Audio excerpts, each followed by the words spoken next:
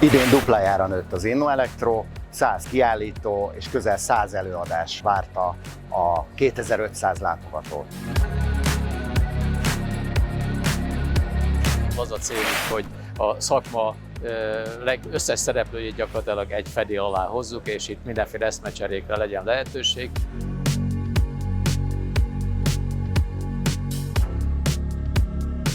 Regionálissá vált az InnoElectro. Látogatóink egyharmada külföldről érkezett, jellemzően a szomszédos országokból.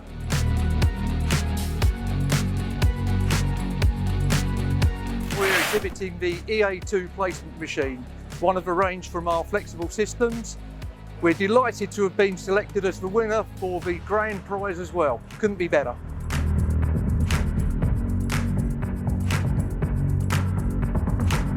Mindenkinek érdeke az, hogy a legújabb eredményeit hozza ide. Például a díjazottak között is olyan technológiák jelentek meg, amik eddig egy évvel ezelőtt még lehet, hogy valahol a tervasztalon már léteztek, de igazából a nagy közönség még nem ismerte őket.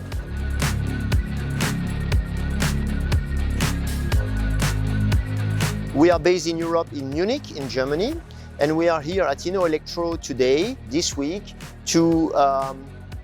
for the Handsel Ring competition. It's very important in this time where skills shortage is really impacting many companies in our industry.